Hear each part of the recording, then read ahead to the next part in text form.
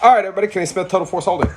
We're going to continue our caliber war on 9mm versus 45. Now we're going to talk about the 45 ACP. 45 ACP has been around since 1905.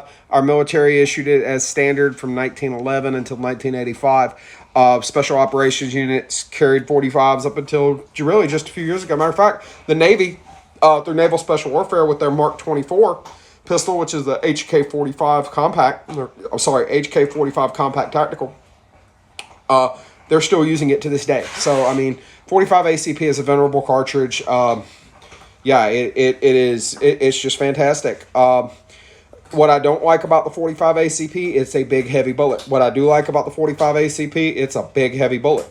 What do I mean by that? It's big, fat, takes up a lot of space in the magazine. It's physically heavy as far as like general mass as a unit of measure.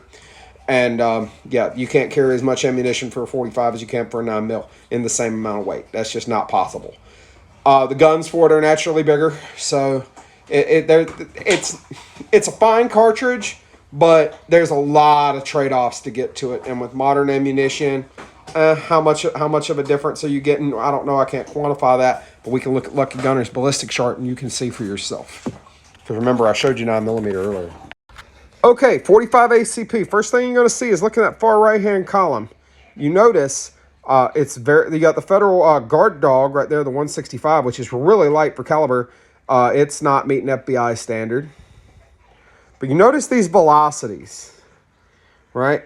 You notice they are quite, there's that Liberty Civil Defense, not meeting FBI penetration standard. But you notice these velocities, like I was saying, are very, very low.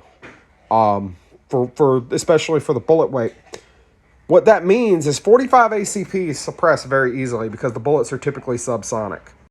So aside from being easier to suppress than a 9mm, if for no other reason than it's easier to find subsonic 45 ACP ammunition than it is to find subsonic 9mm sometimes. That big, fat, heavy bullet that we were talking about earlier being a detriment, notice the penetration numbers. That big, fat, heavy bullet carries inertia with it, okay? So it's going to penetrate usually really deep. You notice that some of those penetration numbers you see on there, if the bullet didn't expand perfectly, it just dug and dug and dug and dug, which is a good thing and a bad thing. Obviously, if you're in more of an urban area, that's definitely a bad thing. If you're out in the bush and you might have to take a shot on like a large wild animal that either thinks you're in the way or thinks you might make a tasty snack, that's a good thing. 45 ACP, I wouldn't steer you against it. It's not my personal first choice for where I am now, but if I was in a different area, it might be.